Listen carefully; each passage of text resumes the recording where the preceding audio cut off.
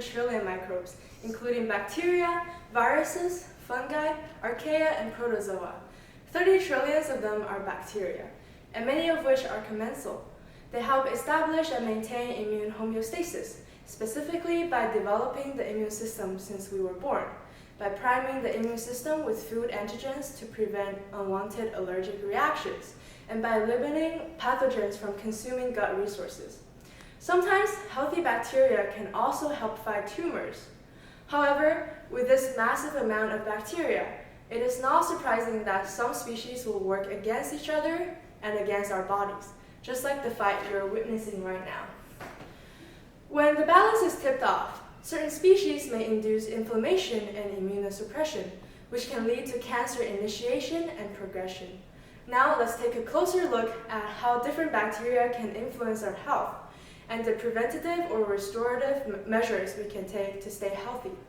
And most importantly, who is going to win this battle?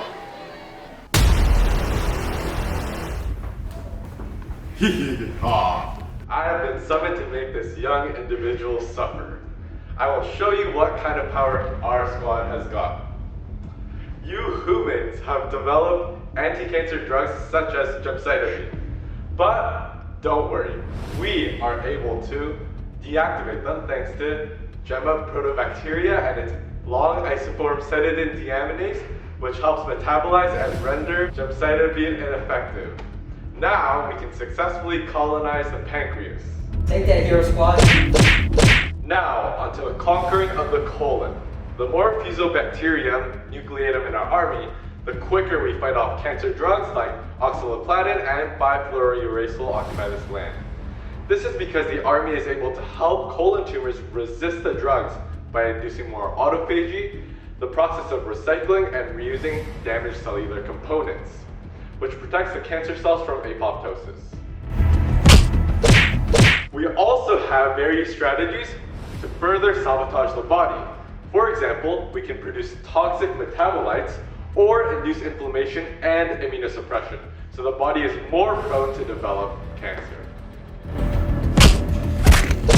Finally, I'm not saying this will happen, of course, but the day comes where the hero team is stronger than us.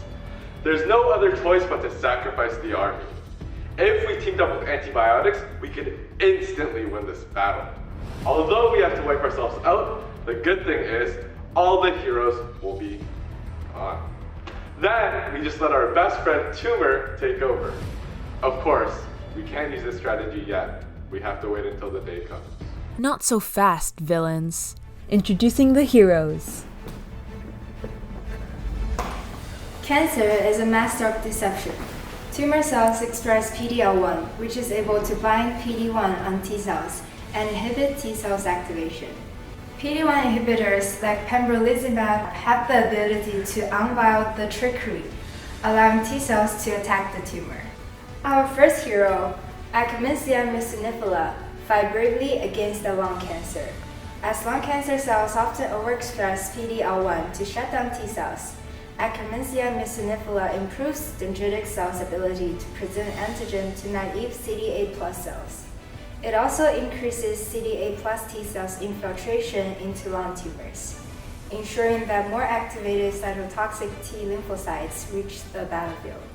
What's more, it also boosts IL-12 and IFN-gamma production, reinforcing anti-tumor responses. Nice try, buddy. Then is the help from Bifidobacterium against tumors. It stimulates dendritic cells in the gut to enhance their ability to detect and process tumor antigens, better preparing them to prime CD8+ cytotoxic T cells. That way, by activating more T cells to mount anti-tumor attacks, Bifidobacterium boosts the effectiveness of PD-1 blockade therapy. Lastly, we introduced the battle of Bacteroides fragilis against colitis. While immune checkpoint inhibitors such as CTLA-4 blockers unleash all T cell soldiers to fight cancer, this aggressive and uncontrolled immune attack also leads to great sacrifices, causing inflammation in the gut that leads to colitis. Luckily, commensal bacteria, like Bacteroides fragilis, acts as local peacekeepers that send out polysaccharide A, which activates regulatory T cells, that calms the immune system and reduces inflammation. They also strengthen the intestinal epithelial barrier to prevent leakage of bacteria to outside. You think you can defeat us, Villain Squad? Think again. 2,000 years later. Fine, if I can win.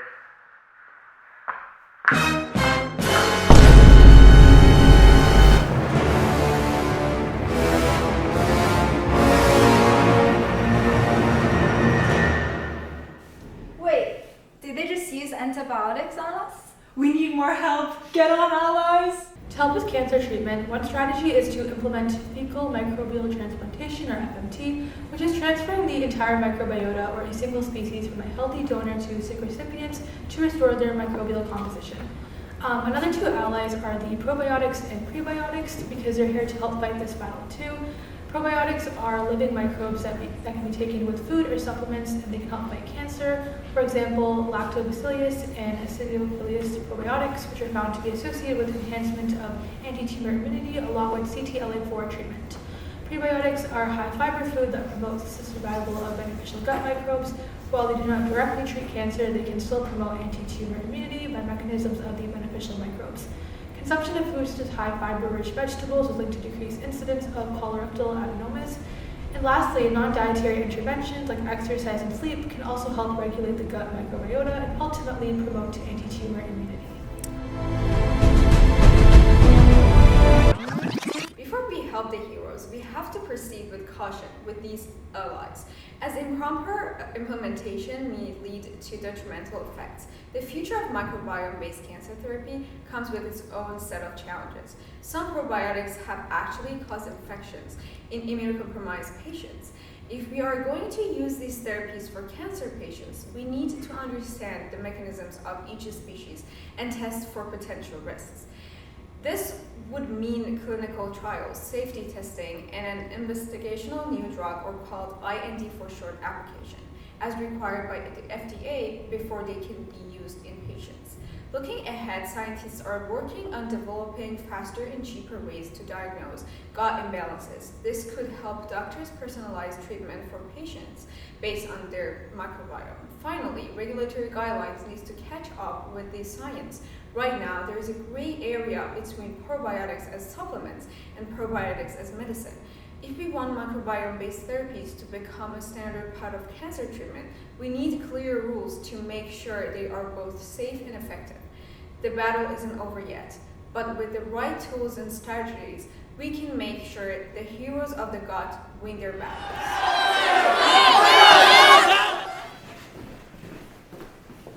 In this battle, the heroes, together with their allies, have tipped the scales in favor of the immune system. The gut microbiome plays an important role in regulating immune responses, cancer progression, and the effectiveness of cancer immunotherapies. Disruptions in microbiota composition can lead to carcinogenesis, inflammation, and immunosuppression.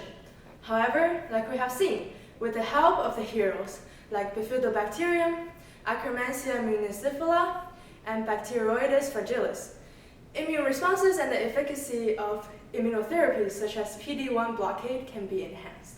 Additional strategies such as FMT, prebiotics, and probiotics have shown potential in restoring microbial balance and enhancing cancer treatment.